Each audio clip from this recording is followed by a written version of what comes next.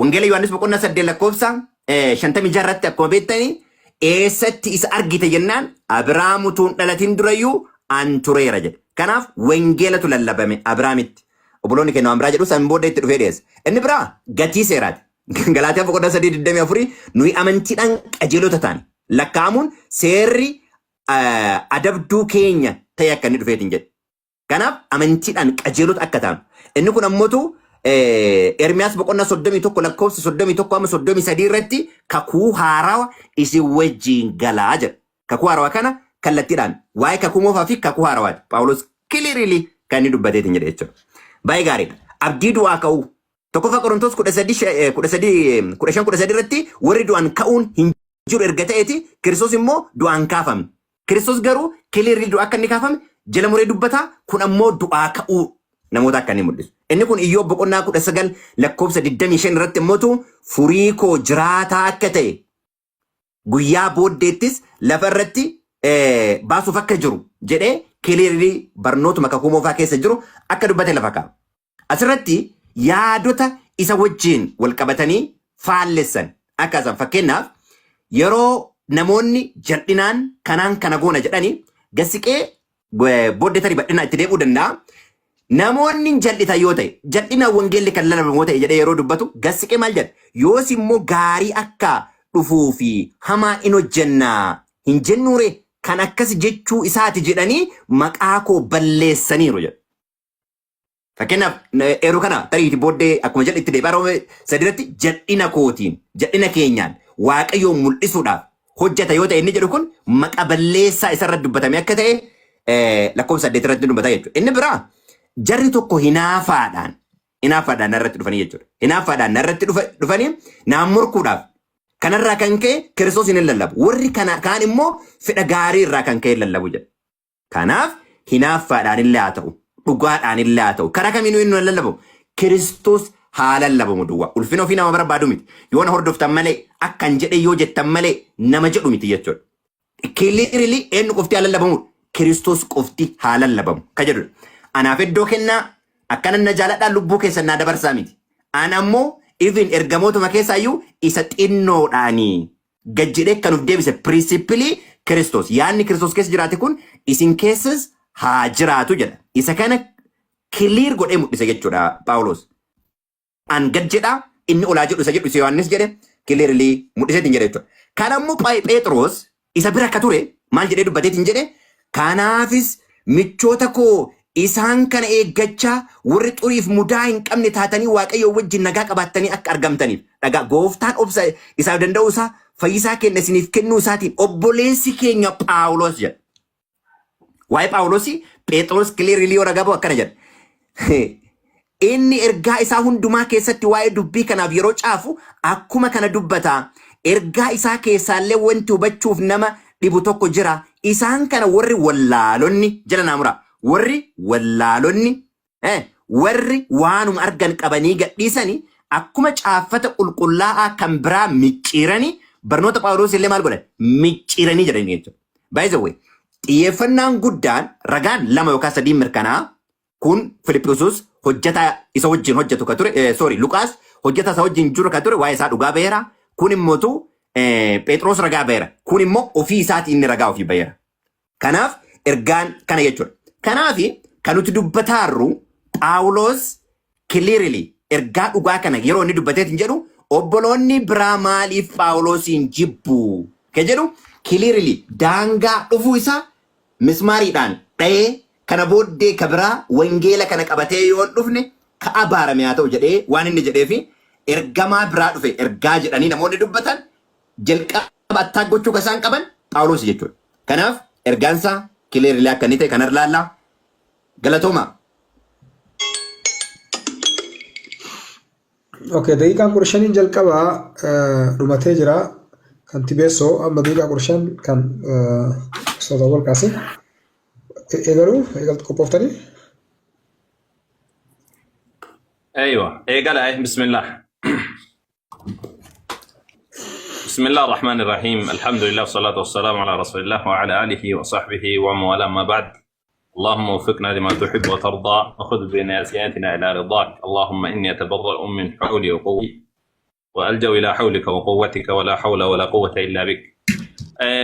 جلك برتي وانتوتا إني جري كان أني تبسو نوجه مرشور في واني رتي مرشور في نبي محمد عليه الصلاة والسلام إرجما رغاتمو باولوس تويو سراك إرجما تفرتمو كبا كنجرو كم تلقى برسيسه إنمو سجنتا فودي توام مال قدي باولوس مال برسيسه تيجي باولوس مال برسيسه ولدا كيس برسيف تمالي أسي برسيف توا مريدا دفتة تبسو باولوس ما برسيسه ميتي نبي ما إسا يوكان أمو إرجمو ما إسا أمريكاني سوراسي تواني دفتة باولوس إرجا إسا كيسا مال دبته مال برسيسه كنجر أمو إسا كان دبسو بربانن No, gara yare kete debi. Out of context, no, ustaz. Daiga berbeda dabafi, daiga dabafi. Out of context kun. Comparison ida kada gorar. Comparison ida gorar jiranne. Paulos it nese. Marsal mafarret Muhammad. Peso ifamo wajin najiddun seni No, out of context in banka. Out of context in banka. Daiga kiyarret afanta kada bachun dan nesu te peso ifamo wajin. Afanta kada bachun dan nesu ifamo. Ani wana siyete kana ratti yada kende ke ergasani te buba okay. Tole, itu fuwa. Ustaz Arab, mereka kurang sekendi sodo mana nusa nak. Jadi apa raja kabar Gutu fudada. Era dia bagutu fudada arkinan kam. Iya, bismillah. Najiddun senin di fam wajjini. Tokko farratti wan inni taasoo fe Paulos erga isaa keessa maal barreesse. Anamoonni taasoo fe ergamummaa Paulos maal mirkaneessina. Nabiyyi Muhammad ergamummaa isaanii maal mirkaneessina. Paulos inammoo ergamummaa isaanii maal mirkaneessina. Sababni isaadha kakuumoo fa macaamni jedhamee kiristaana bira jiru kuni irra caalaan isaa ka Paulos ofii isaatti barsiisedha. Irra caalaan isaa jechuudha. Yaada isaa irratti gad dhaabatee jechuudha. Bismillah. Eeywa yaada isaa irratti gad dhaabatee jechuudha. Yoo sagaleen kee Azarab sagaleen haa dhaaba yeroo wanna jedhu namarratti natti bilbila. Yoo sagaleen kee jiraate. Sagaleen kee jira? Jira. Injira tufa. Tamam. Hayyee. Tole. Eeywa. Sagaleen daqiiqaan deemu jirti. Kan biraadha ammoo madaala kamira dhaabbattee yaa tibbeesso madaala kamira dhaabbattee Paawulos ergama rabbiiti jetti. Madaalli kan kee maalidha? Ergama isaa fuutee erga isaa keessa kana barsiisettee madaala tokko malitti Paawulosiin ergama gooteetiin kaate moo? Macaafni kan kee madaala hin qabu madaala nabiyyiin tokko yookaan ammoo ergama jedhamee beekamu tokko ittiin beekamu. Tayyib kana lammaffaa. Kan biraadha ammoo jidduu kan keetiif si ati fakkeenyaatti kiristaanummaa barsiifta Paawulos kiristaanummaa barsiisa siif isa jidduu maal garaagarummaa hin jedhu. Afraffaadha ammoo waan itti dubbatte keessa Roometti dhaladhee ani itti dhaladhee jedhee Paawulos warra Roomaatti dubbate. Yesuus Paawulosin sobe moo dhugaa dubbate bakka sanitti itti dhaladhee jedhe. Ati ammoo lammummaa qabaa jettan itti dhaladhee osoo jedhu namtichi kun hin bitadhee jennaan ani immoo itti dhaladhee jedhaan. Isa kana ammoo fiddee dirati lammummaa lama Paawulos baga siif ta'e sunillee. Kan biraadha ammoo waan Yahawweeti Yahawween seera uumamaa keessa jira jettee isa sana ammoo booda si gaafadha Yahawween akkamitti akka seera uumamaa keessa dhaqe.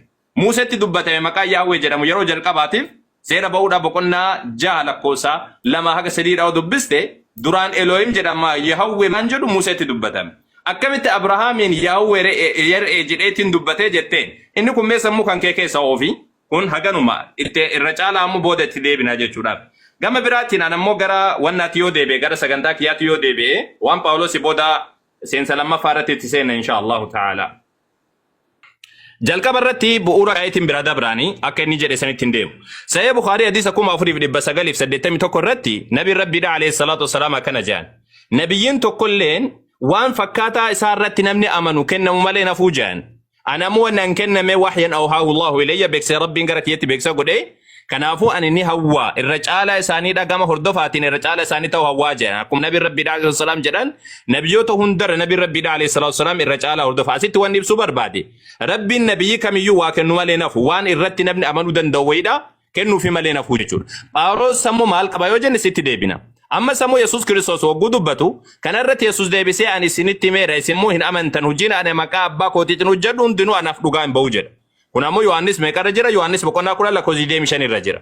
Hojiin ani maqaa abbaa kootiitiin hojjedhu anaaf dhugaa hin ba'u jechuun hojii wayiidha akka Rabbi itti kenne qaba jechuudha. Ka dhugaa isaaf ba'u. Nam tokko dhugaa waan isaaf ba'u malee lafaa ka'eetiin akkanumatti hordofaa jedhe hin ta'atu jechuudha. Amma suuraa 9 irratti Rabbiin subhaanahu wa ta'ala ayata 16 irratti قل لو شاء الله ما تلوت عليكم ولا أدراكم بفقد لبست فيكم عمرا جد يا محمد أن سنكيز تريد تنجر عمرا من قبله جيتشون زمن سنكيز تريد نبيك تنجري تمتا كان دبات جر قالوا سنمو أباني ساينيو أكاكيو نساينيو أتم زريبين يامران دالت جد جريتين دبات أينيو تسبيك أكا زريبين يامراتي نما سبيك ويداك أبدا نم زري سبيك ويداك أبدا لهم أكاتيتو ما كان دبات إني فكينا أني فكينا بدوفيتي ناني Ada amara yo sinjede tinjedati nama wayida nama raga sibnaba wayida yo argatin lafuma kay Paulos Yahudi akana jette dubbachu dandes enyu turaga ba enyu tuseka Paulos induran kajeru isasan illeti debina jechu kambirada ammo asikana Matos bokonna torba lakosa kuda jarratti ija waye rajatu sobduda dubbate jechu Yesus Kristus rajatu sobdu rafe gadda jede isan hola fakkachu dabraro hola ufatani gada kesani dufu kesa isanitin garu yayibu tatani daje raro hola ufatani jechuun barattoota Yesus fakkaatanii jechuudha. Barattoota Yesus fakkaatanii dhufuu jechuudha. Hoolaa jechuun beektaniimi. Barattoota Yesus to hoolaa jedhama. Raro hoolaa ufatanii jechuun barattoota Yesus fakkaatanii warra dhufan warra akkasii sanirraa eeggadhaa jedha Yesus Kiristoos. Inni ija hojii isaaniitti isaan beektu ija wayinii baalaa waraantetti harbus kasorruutti ciruun dandeessuree jedha. Hin dandeessan jechuudha. Kanaafuu ammas hujii isaatiin illee nama nabiyyi tokko beekuu dandeessan jechuudha. Kan biraadha ammoo seera keessa deebii boqonnaa 18 lakkoofsa 20 irraa yookaan dubbifne raajiin waan dubbachuudhaaf isin abboomin dubbii tokko maqaa kootii waan dubbatu kan fakkeessu yookiin maqaa waaqayyoolee warra kaanittiin kan dubbatu haa ajjeefamu jedhe Waaqayyo. Tokko faaresa kana haa ajjeefamu jedhe murtiin kun tokko. Isin ammoo garaa keessanitti dubbii isa Waaqayyo hin dubbatin sana attamitti beekuu dandeenya yoo jettan raajiin tokko maqaa Waaqayyootiin erga dubbatee booddee dubbichi yoo raawwatamu yookiis dhugaa ta'uu dhabaate dubbichi isa Waaqayyo hin dubbatinidha jedha. Dubbichi amma asitti wanni tokko wanni gad dhaabatan maalidha? Namtichi sun waa sadii amma sikka kenna. Tokkoffaadha hujii ragaa isaa boo qabaachuu qaba. Lammaffadha ammoo hujii gaarii yookaan ammoo barsiisa gaarii dabarsuudha qaba. Sadaffaadha ammoo raajii dubbate wayidhaa yoo qabaate namtichi sun mirkanaa'uu qaba raajiin dubbate sun jechuudha. Yoo raajiin sun hin dubbatin ammoo namtichi sun kijibaadha. Bu'uura kanneen sadii irra dhaabbannee itti ceenu amma. Bu'uura sadiin kanneen irra dhaabbannee itti ceenu. Kaafuraffaadha ammoo namtichi sun beekamuu qaba. Namtichi sun yoo beekamin nabiyyi dhugaatii dhiisi miti nama dhugaatii yoo ta'uu hin danda'u. Isa kanarra bu'uura kanarra dhaabbannee waa'ee nabiyyi Muhammad alayhi salaatu wassalaam deemnaa jechuudha. Nabiin Rabbiidha alayhi salaatu wassalaam ergamuu isaaniitiin dura akkam jiran kan jedhu daqineetiin ilaala tokko tokkoon. Fakkeenyaaf amma hadiisni kun hadiisa mustadrak keessa jiru. Mustadrak keessa jiru 1704 irra jira. Maal jedha sitti wakaanuu yusammuunahu fil jaahiliyyati al-amiin. Nabiyyi Muhammadin alayhi salaatu wassalaam gaafa usuun ergamin dura usuun Nabi Muhammadin ergamin dura iyyuu al-amiin jedhaniitii yaamanii jedha. Al-amiin jechuun duuba nama amanamaa jechuudha. Gosa isaanii keessatti nama amanamaa jedhamee beekamuudha Nabi Muhammad alayhi salaatu wassalaam.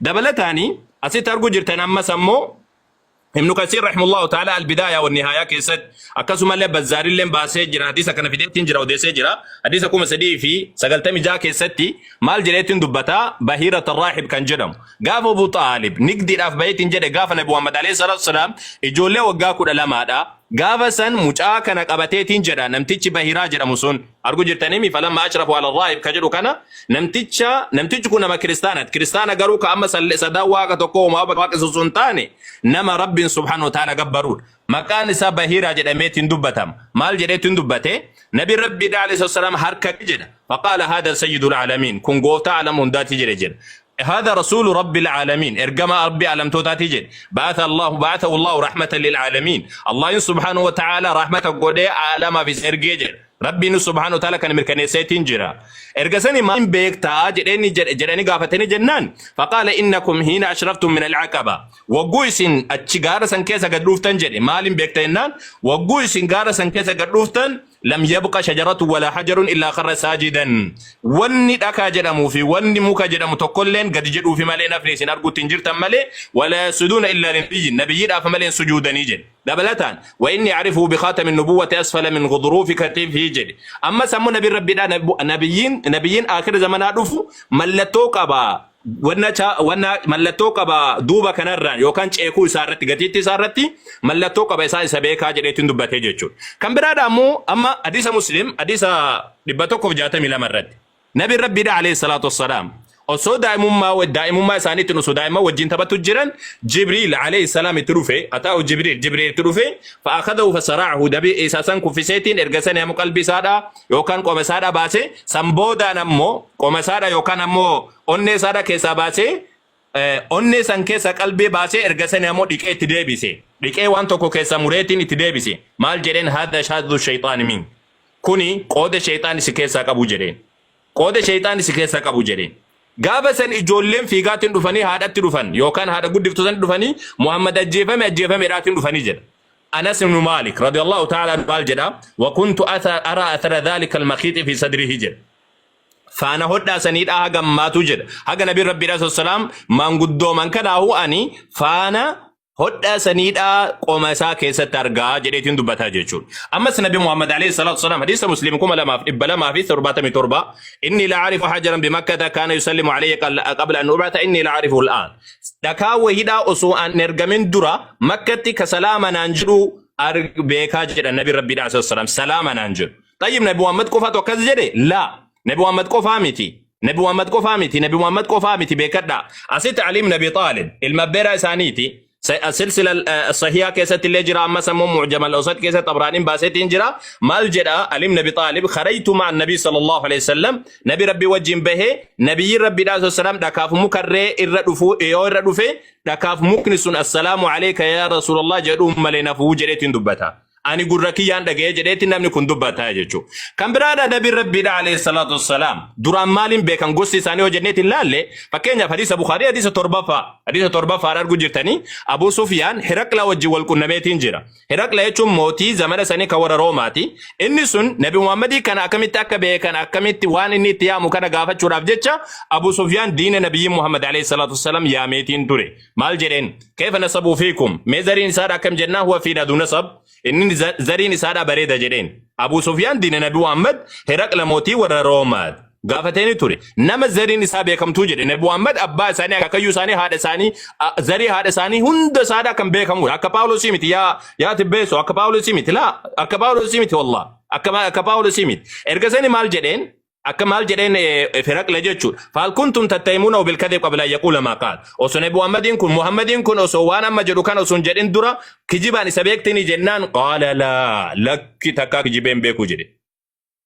نما غنا او جنان غني سانو سبيكتني جنان قلت لا لك إني نما غنيتين بيكو جريتين دبده جدا سيغلتي مالتي سنجا جو ماذا يأمركم مالتي سنجا جو جنان قال اعبد الله رب جبرا الله جبرا ننجدا اساتي وامكنا ننجدا وانا بوني كيسن سننجتو سن ديسا ننجدا اكسم الله صلاه تنو اججا زكاه تنو اججا قبينيا كيسن بافدا ننجدا دغا دبدا ننجدا اف با سغاغلوم رفغادا ننجدا أنا أنت كسنتفاد جديتين نتدبتا جديتين دبتا أرجو جرتان أكاتا نجرين قابا كان نمتج يكون دين نبي محمد عليه الصلاة والسلام حديث سيد بخاري حديث كم أفريب دبتور بافي تربات مرت مال جدا أستي غوسيساني نبي محمد عليه الصلاة والسلام غرسود أفغبان أمة ساني ولدت كبنيتين غافتن يا أمتك يا جانين يو أني وانتو كويسينت ميتين جرين ندوغم سيتيني جنان قالوا نعم إيه ندوغم سينا ما جربنا عليك إلا صدقاء لغا دبتو كان كمالة تكسرت وان برا أرجنين بيكنو جان تكسي كجبدو سي أرجنين بيكنو جاني تندبتن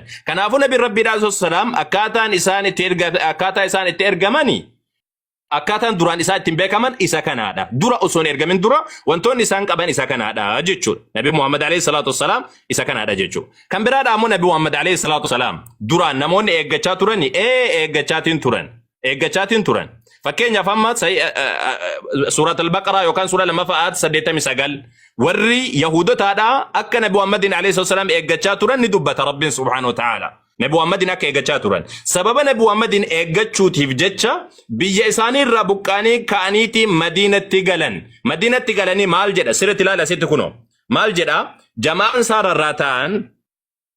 أنصار الراتان أكنا جدا يوكان أمو مانغدوني ور أنصار هذا ور مدينة أجتشو مدينة يجون بكن نبي محمد تي ون جدا جتشو كنا قد علوناهم ظهرا في الجاهلية زمن الجاهلية روسني ورا شركي دلقوا ورا واقة الفان واقة سوسا ورا كتاباتي فكانوا يقولون إنسان نجدا إن نبيا من الأنبياء نبيوت الراتي توكو أستي إرقما نتيسا أردفنا زمن نسارة دياتي تنجرا إسا وجين أكا ورا عادتي في إرامي الأساني سنجيفنا جاني يودون دبتات وراني جديدين دبتا يجو وان كان أول كباتيت أكا بيمينا كيسا نبيين إرقامو يهودون رقوم إيقتن رقوم إيقتن فكين يفباكم راجي چادا سلتلالا ما چاو نساني كيسا يجيرا واقني تيمان الرا إني قل كلون تلو باران الرا تلو باراني تلوفي جدا Teemaan eessa? Teemaan eessa? Feen teemaan? Teemaan biyyi jedhamtu eessa? Bar Madiinaadha yaa abbo. Madiinaadha bar Madiinaa jechuun bakka Nabi Muhammad alayhi salaam itti baqatanii itti galansan. Inni qulqulluun tulluu Paaraan. Tulluun Paaraan eessa? Tulluun Paaraan bakka Nabi Muhammad alayhi salaam itti dhalatan bakka Ismaa'il alayhi salaam keessa galansan.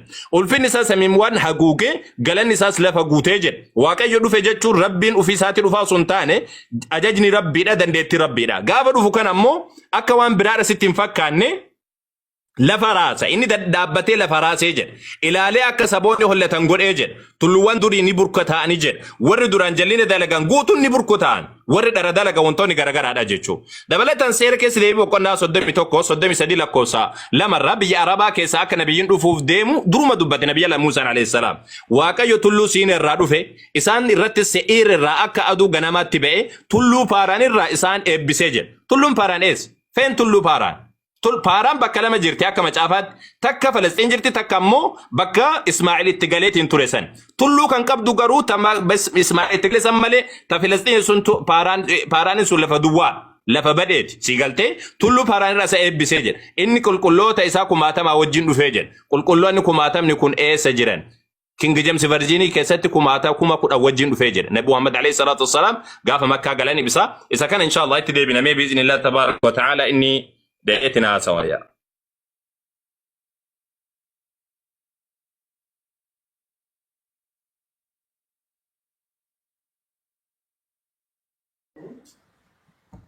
tole sagaleen kee jira ama meeqa dubban daqiiqaa dhifama miituru jedhan daqiiqaa 15 marsaa duraa dubbattanii jirtanii daqiiqaa 15 marsaa lammataa tibeessoo ta'e galaa qophooftee amma tibeessoo koy nam buusaa koy. Tolfadhu. Kudhan bara amma kudhan yeroo lama jenni. 15 goonee fixuurra. Tibeessu kudha yoo gootaa 15 wayya. 15 goonee ammallee 15 itti deebitaa atillee bakka ibsisaa waan amma jedhaatu sanii illee 15 goonee booda 10 goonee 5 hin xumurra. 15 ammallee 15 itti deebina 10 goona booddee 10 goonee achiin booddee 5 hin xumura 5 gaafi 10 irratti xumurtaa. Achiin booddee daqiiqaa hafan 5 irratti gaafii deebii goona. Akkasii wal dubbanne. Okay, eegalu. Koy. Sorry. Eeyya. Sagalma daqiiqaa 20 akka nu ta'u Ustaaz Arab. Daqiiqaa 20 akka nu ta'u 10 ammallee 10. Sinigaltee ammallee 10. Amma 10 itti seennee boodallee 10 itti seennee achi boodan 5 usoo wayyaa. Akka namni leen fannee boonsa gaarii akka kennu. Yo akkuma wanna jedhana godhan yoo. Isa akkuma amma fidisa inshallah. Deegaa kursha akkuma duraan wanna irratti sa'aatii illee qabdu sirjira qabaa jedheef eegalu amma. Tole eegalu. Eeshi tole. Somaaliin dubbanne jettanii amma hunda gootan isaa hayyeetti fufaa rakkoon qabdu ani gama kiyya rakkoon qabdu hayye. Akka daqiiqaa nu jalaan irra neef isin hin jedhe. No dubbanne isaa. Okay tama. Oh network isaanii jalqabee Ustaaz Arab. Maal taate istaa godhee dhaabe.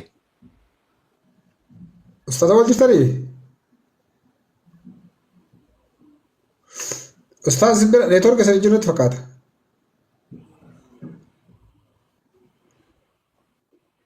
Tole ani taafufu. Tuufe. Ani taafufu isa yeroo deeban isaan qoy. Dhiifama qoy. Paus. Egaa laajfamee ture waan ta'eef duuba deebi'a.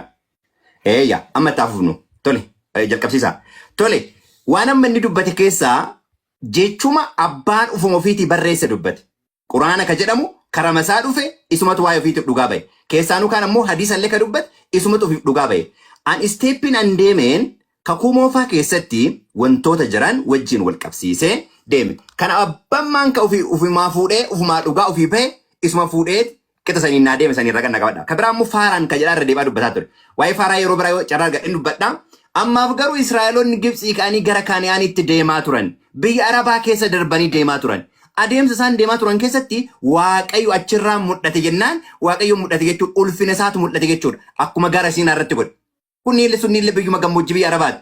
Kanaaf bakki Araba jedhame hundinuu fuutee iddoo advaanteejii ta'e sanuu ulfina Waaqaa waan achirraa mul'ate jedhee ulfinni Waaqayyo mul'ate jedhu achii dhufe. Which is completely wrong. Kabira ceekuu isaarra mallattoo jira jedhe. Booda gaafii si gaafadha naa qabadhu. Mallattoo akkamii? specifically yoo mallattoon akkamii irraa mudhate jedhe sarara gannaa qabadhu. Mallattoo irraa mudhata ceekuusaa irraa maal irraa jette mallattoon kun mallattoo akkamiiti? Katariiti kuuwwan illee kakuu moofaa keessa ittiin beekaman ta'uu qaba yoo mallattoo walii galate sayyaadannaa qabattaa. Inni biraan mootu onnee dhiqee qulqulleessee sirreessee itti deebisee kuwwaa seexanii sirraa qabu jette. Waan ajaa'ibaati. Nama akkanaan uume tokko seexanni waa keessaa qaba. Yoo Nabiyyi Muhammadin qofa keessaa baase namoota kaawwanoo gaima isaa wajjin dhiise namoota kaawwan isa adda baasee namaan ala godhee jaalata. Ana laansis amma yeroo narraa dhumataara gara yaadaatti as deebina kaawwan booddee sit deebi'a. Asirratti haa deebinu amma. Quraana suuraa 93ffaa ayata lakkoofsa 6 irraa gadi sidhee dubbifne silaa yatiima ta'uu si argee sininifanne dogongoraas ta'uu si argee si qajeelchee jedha. Jalqaba irratti qajeelaa ture maal dogongoraa ta'uu si qajeelchee jedha. Kanaaf dogongoraa ture jechuudha. Eeshi suuraa 53ffaa ayata lakkoofsa 2 fi 3 irraa attammootu hiriyyaan keessa Muhammad hin jal'anne hin dogongorresi jedha. Dura garuu dogongoraa argee si qajeelchee dogongora keessa dhibna. Asirratti ammootu hin dogongorresi jedha. Jalqabumaan riyyuu seenammaan isaatu kallattiidhaan kan wal dhabedha jechuudha. Fedha lubbuu isaanii hin haasa'u. Inni wanti inni dubbatu waahii buufamu qofa jedha. Garuu jalqaba dogongoraa sirreessa jedha. Isachi rogannaa qabadha. Alright. Itti aansee ka jiru Sayyid Muslim asirratti hadiisonni asirratti fuudhee isin dubbadhu asirratti argaa kan jettanidha sa'aatiin akkana jalaan lufne Sayyid Muslim the meaning of saving Allah the mighty suddenly Ingilifaan dubbadhaan Ingiliffarraa kaasa waan ta'eef Ingiliffaa rogaana qabadhaa kana bira lufa eeshi Musnad Ahmed 177 irratti akkana jedha. Waa'ee isaa yeroo dubbatu guutuu isaan dubbisu yoo guutuu isaa dubbisinaan jette guutuu isaa booddee itti deebi'a. Ilaalaa obboloota ko. There will come a people who will swear oaths before being asked. Odoon gaafatamne swear oathiin kun kakuu jechuudha. Gasiqee isin dubbatu. Wherever among you would be like to attain the best place in paradise. Jannata keessatti iddoo gaarii argachuu yoo barbaadde let adhere to jama'a. Jama'a keessatti qabamuu qabaa. Yo jamatti hin qabamne for Satan is with one and he is farther away from two. Seexanni nama tokko wajjin ta'a. Nama lama wajjin garuu hin ta'u seexanni. Nama tokko wajjin seexanatu ta'a. Lammaffaa. Itti aansee durba wajjin illee yoo taate no man should be alone with women because Satan will be the third one. Seexanni sadaffaa ta'ee dhufa. Durba waliin illee dhaabachuu hin qabu namni kophaa ofii illee ta'uu hin qabu. Yoo kophaa ofii ta'e eentu wajjin ta'a seexanatu wajjin ta'a. Yoo kophaa ofii ta'e. Musnad Ahmed 177 yaadannaa qabadha. So kophaa ofii yoo jiraate seexana wajjin ta'a jechuudha. Amma gara yaada Sunan Ibn Majah 17 irratti 17 yookaan 177 irratti ilaalaa qofa kophaa yoo jiraate maal jenneerra seexana wajjin ta'a jenneerra. We are sitting with the messenger of Allah. He took at the noon which was full and said indeed you will see your Lord as you see in the moon. Gooftaa kan kee clearly akka ijaatti argita jedheen. Dimimmisni tokko duun jiraateen. Everyone jedha there is inconvenience and overwhelming hin jiru jedha. Inconvenience jechuun wantummaan waliin simanneeyyuu hin jiru clearly argita jedheen. Isa dubbataa. Eeshi ittaansine ammoo akkamitti akka inni raajii fudhatee haa dhufnu. Holqa Hiraa keessatti maaltu akka ta'e. Isa kana immoo Sahih al-Bukhari sadaffaa irraa dubbisuu dandeettanii achitti maal jedha amma guutuu isaas hin dubbifachuu dandeettani. Guutuu isaa maal jennee irra qara kophaa yoo jiraate seexana wajjin ta'a jennee nama tokko. Asirratti ammootu maal jedhee dubbate clearly qara yeroo asii isinii dubbisu shakkiin tokkollee hin jiru jedhe yoo argamu.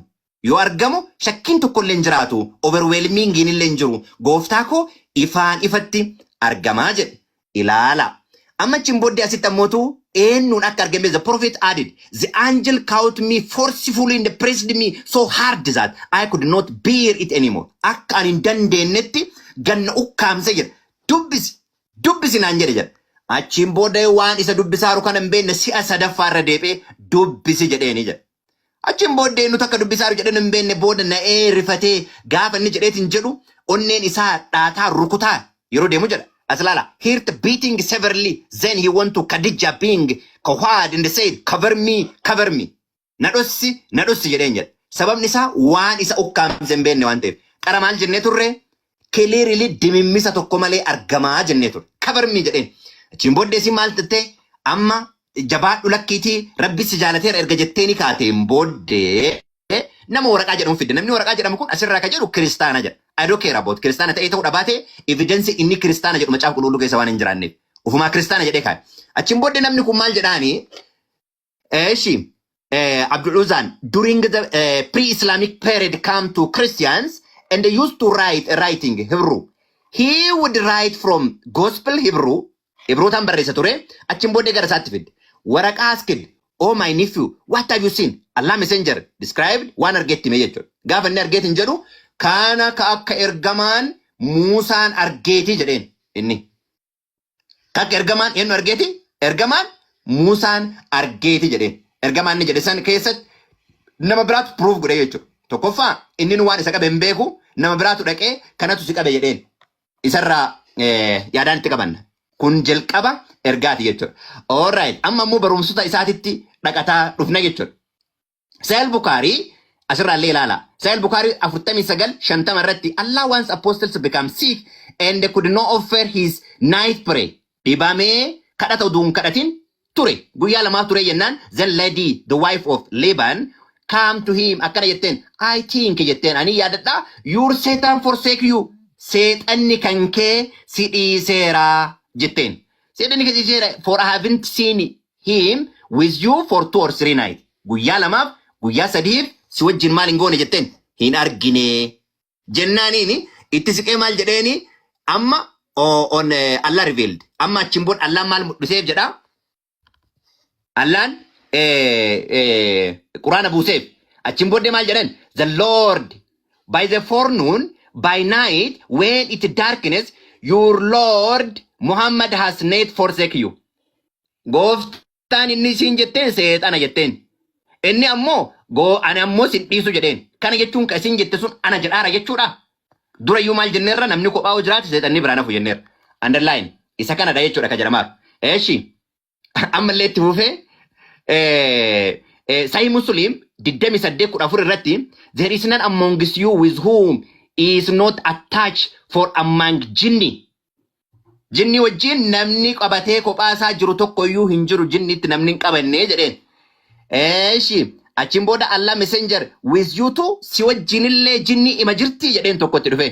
Therefore he said yes. Now jinillee jirti jedheen. But Allah help me to against him and so I am safe from his hand and he does not command me but for good. Waan qajeelaa akka godhuuf na eeyyamaa jedheen na wajjinillee jirti jedheen. Qabadha. Sahih al-Muslim 28:14 jechuudha. Ka isaa qajeela qajeelcha jechuudha. Okay, gara Quraanaatti adeebinu. Amantoonni inni jedhe. Suuraa 5ffaa ayata 20ffaa irratti yeroo Muusaan uummata isaatiin jedhe yaadadha. Yaa uummata kiyya ni'imaan Rabbii yeroo nabiyyoota isin keessaa taasise mootota isin godhee fi waan aalama irraa eenyuufillee hin kennine isiniif kenne isinirraan ole yaadadha jedha. Aalama keessaa eenyuufillee isaan hin kennine jechuudha. Kanaaf ragaa nabiyyii ta'uu yookaan immoo ergama Rabbii ta'uu hin qabu. Sababni isaa gosa Israa'el keessaa hin taane waan ta'eef jechuudha. Isin keessaa waan isinii kennu aalama kamiifuu hin kennine jedheera. Quraanuma keessaa illee jechuudha. Meeshiiti yoo barumsa inni qajeelaa ta'e mi waan inni jedhe laalla. Okay, gaa'ela inni godhate wajjin wal qabsiisee yeroo baay'ee irra deddeebi'ee waan dubbatamuuf kana isinoo mul'isee bira darbaa Sunan Abi Daawud 21 irratti the messenger of Allah yeroo Aisha narrated jechuudha. Yeroo sun dubbattu married me when I was 7 years old. Narrated Sulman said or 6 years. Isin ka jette waggaa 7 jette. Isin ka jette waggaa 7. Inni ammoo ka jedhee gaba waggaa 6. Yoo mudhataan jiraanne yaa ancadisee sirraa dubbataa waan ta'eef ragaan qabadha. Eeshi waggaa Sulman 6 years. He had intercourse with her when he was 9. Waggaa 9 yeroo isin taatu isii wajjin walqunnamtii saalaa akka godhe itti dubbata. Okay, yoo akkana ta'e kun amalli inni qajeelaa ta'e bifa addaatiin ibsaartu sun kaminni. Suura 9ffaa ayata lakkoofsa irraa yeroo ji'oonni kabajamuun ga'e jedhee gubbaarra gad dubbateeti yoo isaan darbani mushrikoota bakka argitanitti ajjeesaa jedha. Kanaaf namni tokko usaaniin tokko dubbatee samoona kana adanu usaal ta'ee ta'uu isaan beeku morma sirraa mura yoo atin laa jedhaa ture. Aadaa waan kana irraa fudhate achirraa ka'ee waan kana lalaa ture. Achiin kana keessa illee galche. Aadaa isaa yoo kana taani irraa muraa jedha. Eeshi suuraa saglaffaa ayata 29 irratti illee maal jedha? Isaan rabbiif guyyaa dhumaatti hin amanan kan waan rabbiin ergamaa isaa haraama godhe haraama hin godhin kan amantii haqaa hin fudhanne warra kitaaba kanneen irraa kan ta'an hanga isaan salphatoo ta'anitti gibira harkatti kennaati lolaanii jedha. Okay, sa'aatiin deemaa jira. Okay, suuraa arfaffaa ayata 20 irratti haala tokko isaaniif qabeenya guddaa kennitanii jirtu. Yoo niitii tokko bakka ishee kan biraa jijjiirrachuu barbaaddan isa irraa homaa hin fudhatina. Haadha manaallee maal gochuu hin danda'amu? Jijjiirrachuun hin danda'ama jechuudha. Kanniin jechuudha amalli qajeelaan tarii amalli isaan dubbataaran. Okay, itti aanee ka jiru macaafni qulqulluun mormituun Kiristoosii jedha. Macaafa qulqulluudha yoo deebine. Mormituun Kiristoosii isa abbaaf ilma ganuudha jedha. Quraana keessatti tokko kana lammaffaa namni Kiristoos hin duune jedhu wangeela Yohaannis boqonnaa 16:21-22 irratti Phexros du'uun sirra hin jiru jennaan seexana na gara booddee kootii deebi'e jedha. Pointii kanneen lama naa qabadha. Mormituu Kiristoosiitii fi gaaf namni abbaaf ilma ganu maali? Mormituu Kiristoosiiti. Inni Kiristoos akka hin duune jedhee amanu seexana. Kanneen hundumaa yeroo laallu deebiitii namni abbaaf ilma hin fudhanne ergaa Yohaannis isa lammataa boqonnaa tokko lakkoofsa 9 irratti waaqayyoon of biraan qabu waan isa bira hin jiru taana eenyu bira jira? Seexana bira jira. Yoo maal hin fudhan? Yoo abbaa fi ilma hin fudhan. Kun ergaa Yohaannis inni Kiristoosii wajjin ture barreessedha jechuudha. Paawulos kana barsiise. Kan kanaan ala dubbatu seexanatu wajjin jira inni mormituu Kiristoosiiti. Kanaaf barnoonni Muhammad barsiisu yookaan immoo atakka barbaaddoonni jedhee ana kuma nagalnaa saniif na fulchi. Suuraa 19ffaa ayata 87 irratti namni Rahaaman biraa waadaa qabu malee araarsaa argachuu hin danda'u. Rahaaman ilma godhate jechuun dhugaatti isin warra fokkataa fidaniiru jedhee qeeti asirratti kana irraa samiin babbaqaquu dachiin dhodhoo'uu gaarreenis caccabuutaaf jedha. Maal jechuudha? Inni ilma qaba jechuudha. Nu biratti garuu abbama santu kan ilmi kiyya inni anjaaladhu jedhe. Isin bira lafa dhodhoosa nu biratti ammoo madda fayyinaati. Nu bira lafa dhodhoosu. Suuraa 19ffaa irra akka dubbate sakara jechuudha. Kanaaf waliigalatti barnoonni Muhammad dhiyeesse walumaa galatti mormituu Kiristoosiiti jechuudha. Mormituu Kiristoosiiti jechuudha. Suuraa arfaffaa akkasumas ayata 157 irratti inni hin fannifamnee akka inni deeme dubbata. Durallee maal jenne hin fannifamne namni jiru. Isa wajjin yeroo turu ati du'uun qabdu duutee du'aan qabuun qabdu jennaan Phexros nu maal jedheen ati seexana nana gara booddee kootii deebi jedheen. Kanaaf dhallee oduu Muhammad illee dhufee bara Kiristoos isa argeeti ati seexana nana gara booddee kootii deebi jedhan. Sababni isaa hin duunee jedhee lallaba waan ta'eef. Kanaaf barnoonni Kiristoos hin duune jedhu tokkoffaa barnoota seexanaati. Lammaffaa du'ee du'aan kaan illee ka jedhu hin jira sun barnoota maallaqaan bitameedha jechuudha. Suura ragaadhaan Maatiyos boqonnaa 27 fi 28 irraa dubbifachuu dandeessan. Okay, suuraa 18ffaa irratti yeroo iddoo lixaaduu geetu aduun asirra maaliin lixxe jedha dhoqqee keessa lixxe jedha kana dubbisuuf yeroo baay'ee argataa hin jiru dhoqqee keessa akka lixxe namoonni illee naannoo san akka jiran jira kun ammoo waan qajeelaa akka hin taane ka'a jechuudha garuu ammoo achuma irratti hadiisa Sahih Bukaarii 48 duwwaa 2 irratti teessoo zuufanii rabbi jala lixxe jedha asitti yeroo dubbatu and did you know where the sun set?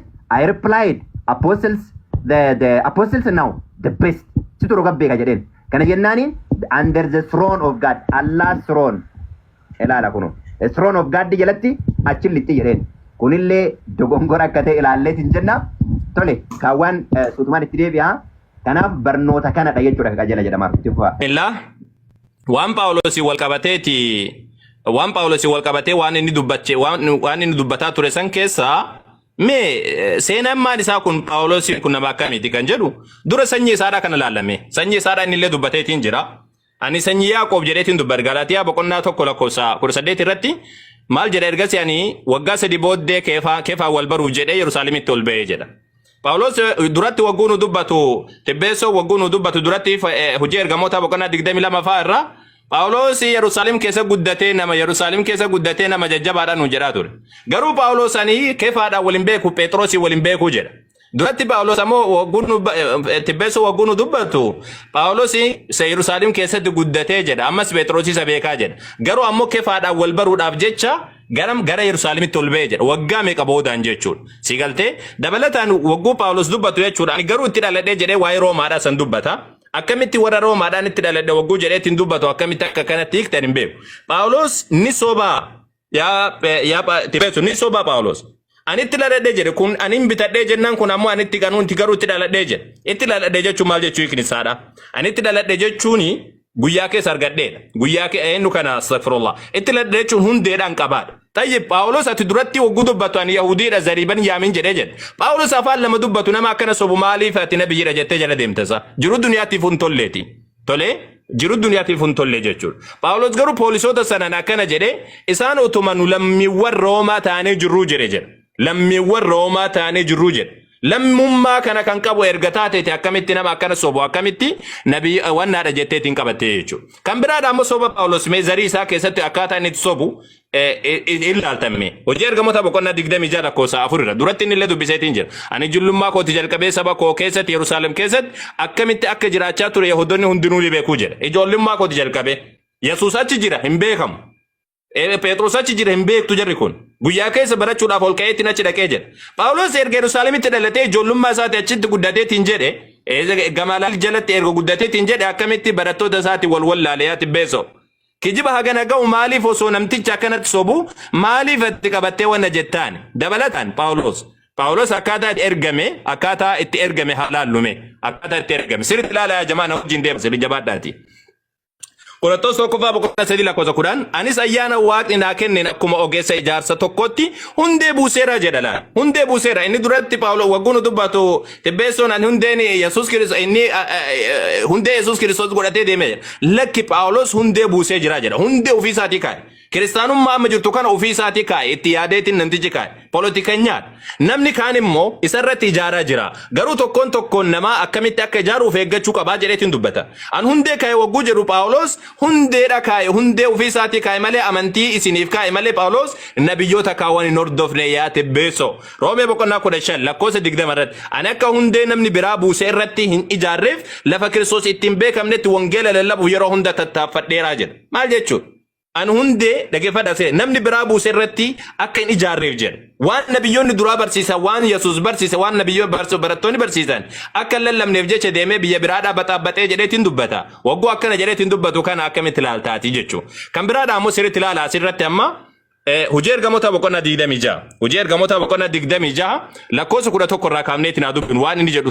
tokkoon jechuudha anis akka isaan adabamaniif yeroo baay'ee mana sagadaa tokko irraa gara mana sagadaa biraatti darbaa akka isaan amantii isaanii arrabsaniif isaan dirqii isaan ture jedha barattoota Yesuus Kiristoosii fi warra Yesuusitti amane guutuu dirqaa ajjeesisaatiin ture namtichi kun akka malee ajjeesisaatiin ture erga sani ammoo maal jedha ani osoo Damaasqoo deemaa jiru jedhe ammoo jiddumaan osuma duraan nama abaaraa nama ajjeesaa nama reebaatiin ture biliq jedheetumaan akka gurbaa kaluu kana amma fikri Yesuus na qabee jedhee sin argitanii yeroo takkaan jijjiirame yeroo takkaan nabiyyi ta'e diina qulqulluu irraa nabiyyi qulqulluudha ta'e jechuudha sammuun namaadhaan fudhatte isa kana namni xiqqoo si bira amanee ka'ee suutaan itti ol koraa deema jennaan Phaawulos nama hammeenyaan beekamu osoo ta'ee jiru nama barattoota Yesuus cinku nama ajjeesaatiin ture osoo ta'ee jiru diina qulqulluu irraa gara nabiyyi qulqulluutti laa hawla wala quwwata illaa billah hayyame akkamitti itti nabiyyi akkamitti akka itti dhufe mee halaallume maal jedha yaa mootichaa jedhe anu tuun karaa deemaa jiru jedhe gara saafaatti ifa aduu caalaa ibsu tokko isa samii irra naannoo kootti fi naannoo warra an waliin deemanitti ibsu argee jedhe maal qaba abdoo wajjin maal garaagarummaa qaba abdoon kun taali natti bu'ee jedha kunilleen ifaa wayitti natti bu'ee jedha eenyu na wajjin shitayi mee itti hafuufnume maal jedha hundi keenya lafatti kukkufnee jedha garuu amma bakka biraatitti dhaabbadhee hafee jedha sirriitti ilaali bakka biraatitti dhaabbadhee hafee jedha okay asitti ammoo in kukkufnee jedha guutuun keenya ani sagalee afaan Ibraayisxiitiin yaa Saa'ol ati maaliif na dhiyatta arfii wayiidhiituun sima miidhaadhaan jedhu tokkon dhaga'ee jedha sirriitti ilaala asitti hundi keenya lafatti kukkufnee jedheetti waggu dubbatu jechuudha jidduma kana amma anis maal jedhe yaa gooftaa ati eenyu jedhee gaafadhee jedha yeroo matakka kam duraan hin beekne kana yaa gooftaa jedheen erga sen lakkoofsa 17 irratti ani saba keetii fi namoota ormaa kanneen gara isaaniitti si ergu jalaa sin baasa jedhee akkas dubbateeni jedha tayyib hojii ergamoota boqonnaa 22 irratti ammoo Phaawulos maal jedhamee waan kana faallisu sirri ilaala asitti kun kukkufnee jedhaami asitti ammoo sirriitti ilaala anis Yerusaalemitti deebi'ee otoo mana qulqullummaa keessatti achi dura maal jedha warri na wajjin turanis jedha na wajjin turanis ifa sana argan malee sagalee sanatti dubbachaa ture sana hin hubanne jedha. Sirriitti ilaala ifa sana argan malee. Ificha arganii jiran sagalee nu bannee jedha. Anis yaa gooftaa jedhee dubbadhee jedha. Arguu jirtanii miti isaa anis yaa gooftaa jedheen. Maal jedha achi boodaan anis sababicha lakkisa ifa sanaatiin homaa arguu dadhabnaan warri na wajjin ture harka qabanii Damaasqootti na geessan. Asitti amma ifa sana argan malee isanatti dubbachaa ture sana hin hubannee jedha jarri warri na wajjin turan. Asitti ifa argan jedheetiin dubbata. Achi siixee yoo laalte ammoo achi siixee yoo laalte hojii wannaa keessatti jechuudha hojii ergamoota boqonnaa 9 irratti lakkoofsa 7 irra yoo laalte namoonni Saa'ol wajjin deemaa turanis waan dubbatan dhaabanii dhadhaabatanii jedha. Achitti ni kukkufan jedha duratti. Maali amma kijibaa gana ga'u kana mee akkamitti ati fudhatame ati beesoo keenya. Isaanis sagalee dhagaan malee nama tokkolleen arginee jedha. Sagalee dhagaanii jedha achitti hin hubannee jedha. Asitti ammoo nama tokkolleen arginee jedha. Achitti ifa arganii jedha. Okay. Saa'ol lafaa ka'ee jedha. Innis yommuu iji isaanii banametti honguu hin dandeenye isaanis harka isaa qaban Damaasqootti isa geessanii jedha. San booda namoonni achi boodaan deemi jedhanii jennaan iji isaadha karaa wannaatiin banamee fi karaa nama biraatiin naanniyaatiin banamee fi addaan deemee jenna. Tayyib yaa tibbeessoo sirriitti ilaali. Yaa tibbeessoo namni kun nama diina Yesuus Kiristoosiidha. Diina Yesuus Kiristoosii guyyaa keessa ka'eetiin annabiyyi ofiin jedhee jennaan akkamitti fudhachuu dandeesse kan jedhu kun dabalataan akkaataa itti ergame keessatti bakka kana waasi gaafata. Maaliif dubbii isaadhaa wal dhabde? Dubbiin ergamuu isaadhaa maa kun wal dhabde? Lammaffaan eenyu bira jira? Eenyuun beekta barattoota isaa keessaa warra isa wajjin turan keessaa? Warri isaaf ragaa ba'u eenyudha? Nabi Muhammad alayhi wasallam barattoota tokko tokkoon beekna. Diina isaaniillee tokko tokkoon beekna. Warra isaanii wajjin turan eenyudha barattoonni isa wajjin turan? Namoonni isa wajjin turan namni waan kana argan eenyu? Naaf deebisa sasan booda irratti jechuudha. Tayyib Yesuus Kiristoos amma seenaa isaadhaa duraadhaa seenaa laalleetiin jirra. Mee seenaa duraadhaa kana akkaataa cubbuudhaan inni bitameetiin jedhu waan tokko tokko laale. Akkaataa Nabi Muhammad alayhi salaam gosti isaanii akkasii beekti jennee Phaawulos ammoo akkam jira? Roomee boqonnaa 7 ani dur seera malee jiraachuun ture jedha. Arguu jirtanii miti ani dur seera malee jiraachuun ture jedha. Nama seera malee jiraatu jedha. Yeroo nu akka namummaa cubbamaatti jiraachaa turretti hawwiin cubbuu kan seera kakaafame sun akka nu du'aaf ija naqannuuf dhagna keenya keessatti hojjechaa ture jedha. Nama sagaagalummaadhaa fi wantoota garagaraa kijibuu sobuu kanaan cuuphameedha. Nama seera cabsuudhaan beekame. Akkana seera cabsaatiin turre rakkoodhaa jedhe. Seera waan dadhabeef jecha dhufeetiin seera diigamee jira jedhe jechuudha. Hojii ergamoota amma sammuu boqonnaa 9 lakkoofsa 26. Inni seermuu gara Yerusaalem dhufetti barattoota dabalamuu yaadee jedha. San booda isaanis waan barataa ta'uu isaa hin amaniniif hundi isaanii isa sodaatanii jedha. Atammoo Phaawulosiin barattoonni akka waan fudhataniitti nutti himtee bara. Phaawulosin barattoonni Yesuus Kiristoos ni fudhatanii ni sodaatanii jedheetiin dubbataa jechuudha. Siigaltee amma sammuu ergamoota boqonnaa 26. Anis akka isaan adabamaniif yeroo baay'ee mana sagadaa tokko tokko irraa gara mana sagadaa biraatti darbaa akka isaan amantii isaanii arrabsaniif waan isaan dirqisaa ture jedhee dubbata. Kana duratti illee dubbaneetiin jira. Kan biraadha ammoo Phaawulos wagguu inni dubbatu mee ni sobamoo hin sobuu kan jedheetiin dubbatu kana irraa dubbannu mee barattoota wajjin akkamitti akka wal lollee boodatti deebina jechuudha. Phaawulos wagguu dubbatu jechuudha. Seenaa isaa keessatti sirriitti ilaalame sirriitti bakka tana ilaalame maal jedha Filiphisius boqonnaa 2 achi dura mee gara duraa tana deebineet ilaalla jalqabarraa jechuudha. Maal jedhame Qorontos 1 boqonnaa 9 lakkoofsa 20 irratti ani Yahudotaaf bu'aa buusuuf jedhee Yahudotaaf akka Yahudii nan ta'ee jedha. Yoon ufii kootii seera jala jiraachuu baadheeyyuu warra seera jala jiraniif bu'aa buusuuf jedhee akka nama seera jala jiru nan ta'ee jedha. Ani utuun seera waaqaatiin ala hin ta'in garuu utuma seera Kiristoos jala jiru warra seera hin qabneef bu'aa buusuuf jedhee warra seera hin qabneef akka nama seera hin qabneen ta'ee jedha. Arguu jirtaa miti isaa akka wangeela keessatti hirmaadhuuf sababii wangeelatiif jedhee waan kana hunda nan hojjedhaa jedha. Miliquu wamaa'uma godhuu nama shawwaduu jechuudha. Akka amma kun uummanni wannaadhaa hojjetu kana jechuudha. Qorontos 2 boqonnaa 12 maal jedha? Hojii ergamoota lakkoofsa 16 haa ta'u malee jedha. Ani ba'aa isinitti hin taane ani garuu waanan abshaala ta'eef malaan isin qabadhee jedha. Malaan jechuun sossobeetiin isin qabadhee jedheetiin dubbataa jechuudha. Roomee boqonnaa 9 lakkoofsa 25 inni kitaaba Hoose'aa keessatti akkana jedhe ani warra saba koo hin ta'iniin saba koo nan jedhe ishee jaalatamtuu hin ta'iniin ammoo jaalatamtuu nan jedhe akkasumas isaan iddoodhuma itti inni isin saba kootii miti isaanin jedhame sanatti ilmaan waaqa jiraata jedhamanii in waamamu jedhe. Asitti Hoose'aa keessatti eessatti akkana jedhame Mee kitaaba Hosea keessa baniiti mee bakka kana jedhe naaf himi. Phaawulos takka kitaaba biraadha dubbisanaan jedhe takka ammoo ni kijibanaan jedhe. Lamaan keessa hafiinsi hin jiru jechuudha. Lamaan keessa hafiinsi hin jiru jechuudha. Tayyib amma samaroo mee boqonnaa 10 lakkoofsa 15 irratti isaanis otoo hin ergamin akkamitti lallabuu danda'u kunis miilli warra wangeela fidanii akka miidhagaadha jedhamee barreeffameedha jedhe. Eessarra jira jechi kun? Jecha kana eessa fidee Phaawulos dubbata? Kana fakkaatu wantoota hedduu dubbateetiin jira jechuudha. Kana fakkaatu wantoota hedduu dubbateetiin jira. Waa'ee seexana isaatiin wal qabatee Phaawulos seexana qabaa kanan jedheetiin dubbatee Phaawulos Roomee boqonnaa 7 irratti yaa'abo. Nus akka seerri sun seera hafuuraa ta'e ni beekna. Ani garuu nama foonii kan akkuma garbaatti cubbutti gurgurameedha jedha. Cubbutti gurgurame keessa lixee waa daakuu turee jedha. Nabi Muhammad sallallahu alaihi wasallam cubbutu kichirraan argitu yaa'abo.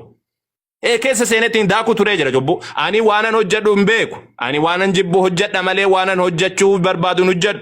Ani erga waanan hojjechuu barbaanne hojjedhe akka seerri sun gaarii ta'e waliinan gala. Jedhee erga sani maal jedha? Ani nama gadadamaa akkamiiti? Dhagna du'a kana jala eenyuma na baasa jedha. Namni isa baasu hin jiru obbo. Rabbi irratti hin hirkanne ka. Si Qorontos 2:12 lakkoofsa maal jedha lakkoofsa 7 irratti jechuudha. Akka ani mul'ata akka malee guddaa kanaan of hin tulleef qoraatiin foon koo waraan tokko ergaman seexana akka na dhiphisuuf na kennamee jedhe. Wanni kun akka narraa fagaatuuf si'a sadi gooftaan kadhadhee jedhe. Inni garuu ayyaanni koo sigaa humni koo dadhabbii keessatti guutuutii jedhaan jedhee jedhe. Amma sitti rabbiin kadhatee jennaan lakki dhiisi akkasumatti gooftaa kadhadhee jennaan jedhe. Seexanni si keessa ergaman seexana sun si keessa haa ta'u rakkoon qabu itti fufi qananiin qooftii koo sigaa tolli koo sigaa naan jedhee jedhe. Nabi Muhammad ammoo alayhi salaatu wassalaam ati akka dubbatisanii seexana Nabi Muhammad alayhi salaatu wassalaam namni hundi isaatu ni qaba jedhanii Nabi Muhammad alayhi wasallam dubbatanii jira namni hundi isaatu waaqaan keetu seexanni qoreetii jira miti isaa waaqaan keetu qoreetiin jira bara waaqaan keetu qoreetiin jira laakin Nabi Rabbi alayhi salaatu wassalaam walakin Allah aanani alayhi fa aslamu jedhan ani rabbiin kiyya nagarqareetiin jira isarratti ani nagaa bahaa jedhan yookaan fa aslama jechuun inni islaamummaa qabatee jedhan jinnichi sun jinnichi natti ramadame sun kan namoota hundumatti ramadamee jira kanatti ramadame sun waan tokko namii dhun danda'u jedhaniitiin dubbatan alhamdulillah rabbil alamin kanaaf Phaawulos yaa abboo Phaawulos ni soba nabii rabbiitiin nama karaa isinitti godhe isa sani wannaadhaan isiniin Sa'aatii keessa dhumatee yeroo dhagaa irratti ustaas. jechuudhaaf. Taasawwal.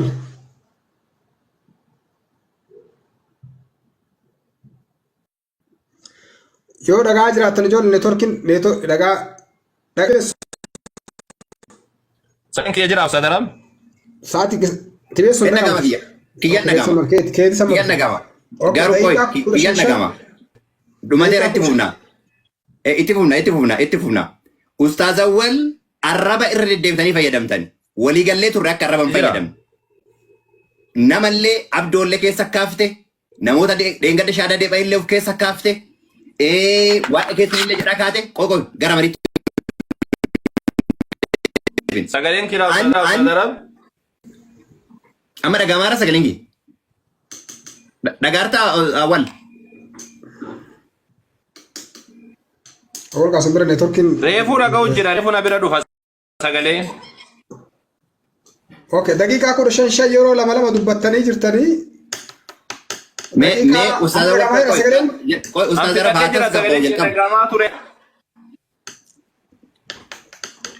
keessa nagamaa ture amma dhagamaa sagaleen keessa biratti. Amma nagamaa mana biratti nagamaa yoo fixadhee jira. Daqiiqaa 15. Okay, daqiiqaa 15 jalqabaa fixattanii jirtan kalammataallee daqiiqaa 15 dubbattanii yeroo lama dubbattanii fixattanii jirtan. Amma katti aanu daqiiqaa 10. Okay, qoyya gaafa daqiiqaa meeqa dabarse amma? Daqiiqaa meeqa dabarse daqiiqaa ofii caalaa? Ana si dhaabsee dhagaa itti dubbataa jira bara dhagaatu jiru neetworkii isaa argaarta. Inni gadhisee itti fufe gaa. Dura illee maal jenna? Nabira mul'atu yaa jamaa dhiifama. Ustaaza neetworkii isa rakkoo qaba sirreeffadha. Rakkoo qabu yoo waan ati naa dabaleetti si dabala yoo waan. Okay, no. Rakkina qabu. Dachaatiin hin turre. Womaan dabalin. Ustaaza wal rakkina qabu ustaaza rabu. Womaan dabalin. Rakkina qabuun hin dalagu ana biratti dirqama kun irratti. Sakandii 30 takka dabalanii jiranii ana moo isaan dhaabsee jira isaan ammoo neetworkiin dhagaa jiranii sakandii 30 Yes. si dabalee jira. Yalla. Ana biratti rakkina qabuun hin dalagu. Ana biratti daqiiqaa dabareessan yoo neetworkii isaa qabeellee si dabala rakkoon qabu ana biratti ana daanyaa waan ta'eef dirqama irratti. Eeshi. Okay, sakandii 30 si dabalee jira. Sekondi in eegalamoo qopheeffattee kaameraa kee qopheeffadhu ati sakkaree fakkan taali. Akkasi qopheeffadha qaa. Okay. Waa'ee sa'aatii irratti rakkoo qabu. Sa'aatii rakkoo qabu. jalqabsiyaa rakkinnan qabu. Ayyeetuuf. Okay. Tokkoffaa an dogongora soba akkanaa obboleessi awwal waan akkanaa irraa dhagaa jedhee ekispeekti godheen beeku. Guyyaa irraa yeroo jalqabaatiif irra deddeebi'aa dubbii soba gurguddaa sobanii sin dhagaye. Fakkeenyaaf tokkoffaa Qorontos boqonnaa 3 lakkoofsa 10 irratti hundee akkan waaqayyo biraa anaaf kennametti akka nama mana ijaaruutti hundee manni irratti ijaaramu kaa'eera jedhee lakkoofsa 11 irratti isuma dur kaame sana malee eenyullee hundee biraa kaa'uu hin danda'u.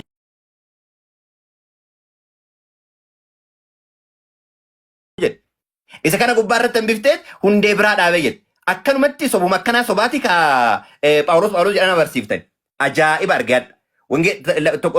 Efesoon boqonnaa 2 lakkoofsa 20 irratti immoo maal jedhe? Waan ajaa'ibee nama ajaa'ibee dhimma. 20 irratti maal jedhaa? Isuma dur kaame sana malee hundee ergamootaaf raajota irratti maal taatanii jirtan? Ijaaramtanii jirtanii jedha. Hundee ergamootaaf raajota irratti ijaaramtanii jirtan. Dhagaan golee qajeelchu Kiristoos jedha. Kanaaf clearly dubbii dubbatamu Phaawulos yeroo dubbatu an kan Kiristoos inumaayyuu wangeela kanaan ala ka biraa kan lallaboo jiraat anallee yoo ta'e jedha. Tariitii kana dubbima kan kee deebisuuf akkana deebi'e lakkoofsa 8 irratti maal jedha asirratti? Haa ta'uyyuu malee ani yookiis ergamaan waaqarraa tokko anillee jedhee ofiiyyuu dubbate ergamaan waaqarraa tokko wangeela isa nuyi kanaan dura isinitti himne wangeela isa fudhate kanaan ala ka biraa yoo lallabe ka abaarame haa ta'u jedha. Isa kana Phaawulos kana jedhee maaliif san jedhee kompiliitilii akkuma jiruun soba qofa jechuudha. Soba qofa kadheessit. Kaani ka isa sodaatan jedhu jalqaba eeyyee nama ari'ataa ture. Nama diina cubbuu keessatti zafaqamee akkas jedhee ture. Waaqayyotu waamicha godheef kana eenyutu ragaa ba'eef. Phexros akka inni ragaa ba'eef clearly dubbateera waaqayyoon irra akkuma dubbii Phaawulosii laaqanii daddabsanii kaawwan illee akkasuma micciiran jedha. Micciirtota keessaa tokko ta'uusaa dhanatti agarsiifte jechuudha. Kana wanti ana dhubadhe kana asirraa wanti ana hubadhe. Okay baay'ee gaariidha. Gara yaada qara jalqabeetti haa deebi'u. By the way, walumaa galatti barnoonni amma nuti dhiyeessaarru barnoota mormituu Kiristoosii faallaa madda seexanaa irraa akka ta'e akka ta'e akkasitti dubbataarra jechuudha. Inni qara fakkeenyaaf dhibee itti ergamee ergamaan seexanaa kan jedhamu rakkinni gaafa nama irra ga'u hundumaan nama rakkiseetiin jedhu maddi rakkinaa waan hundumaanuu akka inni seexana ta'eetiin jedhe Iyyoobiin irraallee kan ilaalleetiin jedhu. Waa'ee Kiristoosii ammootu sannii yoo dubbachuu barbaade booda badhinaan dubbannaa underlines gara yaadatta isaa deebi'u. Suura 37ffaa ayata 67 irraa dhugumatti nuti samii addunyaa faaya urjii miidhagsineerraa sheexanaan fincilaa ta'e hundaa irraas isaan tiksuu goone garagaree yoo asitti irra mul'ataa tiraate hin beeku. Asirratti akkana godha. Garagaree olaanaa hin dhageeffachiifamu gama hunda irraa urjii darbatamaan jedha. Asirratti maal jedhaara? Inni dubbisaa mallee itti fiqeen. Eshi garagaree olaanaa lakkoofsa galirraa ari'amuuf jecha darbatamuu isaanii adabbii adda hin cinne jira warra waahii butiinsaan butee jedha. Urjii furguggamtuu yookaan immoo darbatamtuu kana jinniin yookaan seexanni waahii mul'ata isa waaqarraa dhufu akka jidduun hin bunneef isaan urjii furguggamtuu kana daa seexanaan dha'u. Amma durii urjii furguggamtuu akka darbitu meetroon si jennee baranneenu adaasiin seexana ittiin ari'aaran akkas jedha asirraa ilaala kana qofa. Eshi suura 7ffaa lakkoofsa ayata 157 irratti isaan warra ergaman nabiyyii hin barreessinee fi hin dubbifne isa isaan biratti taawuraatii fi injiil keessatti barreeffama isaan argina jedha. Taawuraatii fi injiil keessa barreeffamni jiru qajeelfama waan haraama ta'e haraam. Akkasumas mootu waan qajeelaa isaaniif ta'a jedhamee itti himameera jedha. Kun deeggaraa macaafa qulqulluu fakkaata. Ilaala. Taawuraatii fi injiil jedheet deeggaraa macaafa qulqulluu fakkaata. Ofumaa immoo deebi'ee suuraa lammaffaa ayata 75 irratti silaa odoo gareen isaanii Yihuudaa irraa ta'e haasaa rabbii kan dhagaan ta'anii egaa hubatanii booda odoo beekanuu jijjiiran jiru nuuf amanuu jettanii kajeeltu jedha. Argitanii ufumaa qajeelaa waan haraamallee ta'e waan halaalallee ta'e inni isaanitti majadhee ka'eeti asirratti ammootu hin jijjiiranii jedha. Kun teknikii maaliiti? Iddoo ofii isaan deeggaru sirri jedhaat iddoo ofii isin deeggarre ammootu kun sirrii miti jedhaat mala ittiin nama dogongorsan keessaa tokko kana jechuudha. Argitanii ofii macaafni qulqulluu sirri jedha. Ofii ammootu hin diiggame jedha. Eenyutu jijjiire? Specifically eenyutu jijjiire? namni sun wanti lafa kaa'ame hin jiru kun mala ittiin waan doktoriini ofii isaaniiti kireetii godhan namoonni biratti akka fudhatamu godha jechuudha. Okay. Suura shanaffaa ayata 15 irraa yaa warra kitaabaa ergamaan keenya kan irra hedduu kitaaba irraa waan isin dhoksaa turtan isiniif ibsuuf bahe jedha. Kanaaf waan dhoksaa turan jedhaara. Ofii ammoo qara waan ittiin qajeelaa ta'e qajeelaa waan ammoo qajeelaa hin taane akkas silaa jedha jedhee itti mee ture amma ammoo bifa kana yeroo kaa'u argina. Inni biraa suuraa 30 irratti yeroo isaan kafaran si hidhuuf yookiis si ajjeesuuf yookiis biyya irraa si baasuuf tooftaa si irratti baasan jedha. Asirratti maaliin soba eeyyama. Soba haala sadii keessa soba eeyyama. Waan sadii keessatti dhufna asirratti ammoo maal inni soba keessaa pooyinti anan makaasuu barbaade yeroo ajjeechaa nama wal araasuu sobuu hin danda'ama. Kanneen ragaas dubbachuu dandeettanii haati manaa fi abbaa warraa yoo fakkeenyaaf haati manaa abbaa warraa irratti waan biraa hojjettee kaateet isa wajjin jiraachuuf jecha sobuu dandeetti. Soban eeyyama soba haala sadiin kana keessatti fakkeenya waa'ee waraanaa irratti yeroo amma dubbise kana kaafname yaadachiisa isaan tooftaa baasu. Rabbiin tooftaa baasa. Tooftaan isaan irratti deebisa. Rabbiin irra caalaa tooftaa baasaadha jedha. Tooftaa baasaa isa jedhu kana plotters jedha. Shira xaxaa jechuudha. Karaa biraatiin deceivers jechuudha. Soba isa caalaa plotters isa jedhu kana isin laalaatii Ingiliffaan dubbisaa. Isa rakka baasuudha jedha. Okay, maddummaan irraa inni dhufeyyuu akka inni jedhaarutti madda sobaa irraa akka ta'e asuma irraa iyyuu kalaalu jechuudha. An kana wanda jedheeti miti. Okay, suuraa 36 ayata 14 irraa yeroo nuti ergamoota lama gara isaaniitti ergine isaan lamaanuu sobsiisan. Ergasii sadaffaadhaan isaan jajjabeessine jedha. Meeqatti ergine? Lama achiin booda sadaffaadhaan isaan jajjabeessine jedha. Sadaffaan kun maqaan isaa eenyunni? Sadaffaan kun maqaan isaa eenyunni? Katir ibn al-Katir yeroo jedheet inni asirraa akka laaltan barbaada. Asirra iskiriinii irraa jechuudha. Quraana yeroo fassaru yookaan immoo yeroo kaa'u jechuudha. Okay. Suuraa 36:13-17 irratti inni sadaffaan suni waliigalatti bakka isaan beekta kan keessa deemee dubbisu Paawulos yookaan immoo Paawul jedhee kallattiidhaan yeroo dubbatu Antookiyaatti kan dhalate kun asirraa mul'ata. Antookiyaa keessatti kan dhalateet hin jedhe achiin asirratti asirratti inni sadaffaan sun Paawulosiin akka ta'e describe godha jechuudha. Inni biraa booddee bal'inaan itti deebina yoo ragaa barbaade ragaa kallattiidhaan baasa. Suuraa 14ffaa daqiiqaan dhufaare suuraa 41ffaa irratti akkana jedha. Suuraa 41ffaa ayata 2ffaa irratti quraanni kun rabbi mararfataa raammata godhee ta'e irraa buufaman. Kitaabni keeyyattoonni isaa namoota beekanii fi dubbifaman afaan arabaa ta'ee adda baafamedha jedha. Afaan arabaatiin kan inni dubbate kan rabbiin dubbate. Macaafni qulqulluun garuu uumama boqonnaa 11 irratti afaan namaa gargar kan bahe eeyyama waaqaatiin. Kanaaf namni hundinuu mul'ata boqonnaa 14 lakkoofsa 67 irratti afaan hundumaaf saba hundumaaf lallabama ergaan. Kun poolotikaadha jechuudha. Poolotikaa namni warri hin beekne akkasumatti cadhisanii nama beeku qofarraa akka dhagaan oduu durii akkuma inni obboleessi kiyyoo sila dubbate waan kallattiidhaan dhufee duuntaan oduu durii walitti darbaa dhufedha. Asumaan namoonni hadiisa barreessan Muhammadiin irraa yoo diqqaate waggaa 200 achi ka turanidha. Malee namoonni isa wajjin turan hin turre. Paawulosiin atilisti nama isa wajjin ture seenaa jireenya isaa nama beekutu barreesse jechuudha.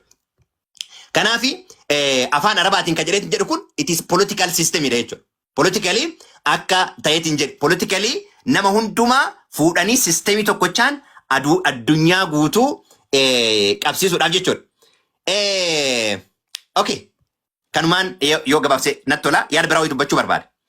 Kanaaf quraana keessatti yookaan ammoo namoonni quraana sirriidha jedhanii hadiisa godhanii hiika godhanii kaane fakkeenyaaf jecha eenyutu Paawulosiin bira ture jalqaba jettee kaasaa turte. Holqa hiiraa keessatti eenyutu bira ture yeroo akkasitti ukkaamsee inni jedhe. Eenyumaayyuu namni kophaa jiraatu seexanatu wajjin jira sheexan jedha jinniiniif kun garagara wajjin akka turu akkasi lafa kaa'a jechuudha. Kanaaf eenyutu wajjin ture yeroo inni achi keessatti kan argadhee mul'ata kana namni mul'ate gaafa inni jedhe. Yeroo inni mul'ataa ture isa wajjin ture dhugama mul'ata kana sirra mul'ate eenyutu jedhe. Paawulos garuu kallattiidhaan namoonni isa wajjin akka turan jaamummaa isaa akka argan harka isaa qabanii akka isa geggeessan harka isaa qabanii akka isaan deeman ijji isaa akka jaamaa ta'e deebi'ee ammoo kadhatanii ijji isaa akka irraa baname kiliirii dubbata jechuudha. Kunneen ka Paawulosii nama kadhatee fi ija isaa baneetu jira nama achi wajjin turetu jira ati ka dubbatte profaayiliin isaa ka yeroo gara dhugaatti hin dhufinii keessa inni keessa dabarse. Ka dhugaatti gara hin dhufin inni keessa dabarse exactly maal keessa akka inni ture kilii lafa kaa waamichatu godhameef eenyutu wajjin jira. Hundi kennayyuu waamicha nuti godhame. Roobee boqonnaa 7 keessatti ka dubbatte hidhaa cubbuu jalatti isa keessa dabarfamee gurgurame gaafa jedhu yes humna kootii waan tokko godhee hin danda'u. Garuu inni isa jaallate ilma isaa itti ergee karaa ilma isaa waamichaaf hojii addaatiif isa godhate. Nabiyyiin isaa kadhataa ture sun iyyuu maal jedheen lakki isaaf hin kadhadhu waraqaa baafatee ajjeesuudhaaf deemaara jennaan amma garuu meeshaa addaa isa godhadheera jedheen. Eebbifamtu mureera. Daqiiqaan 15 yeroo lama daqiiqaan 10 kan marsaa sadaffaa ka tibeessa dhumatee jira amma Ustaaz Awwal daqiiqaan keessanii sakandii 00 deebisuudha. Okay, inni eegalu. Hayye bismillah. Eegala tokko isaatiin inshallah booda irratti deebina wantoota hedduu wantoota akkana waan jedhan tibbeessuus waa dubbiftee gaariidha wallahi hedduu waan dubbifne waan hadiisaadha waan tokko beektu agama warri nabi Muhammad ila san bira jedhanii miti warri hadiis odeessa inaan jedha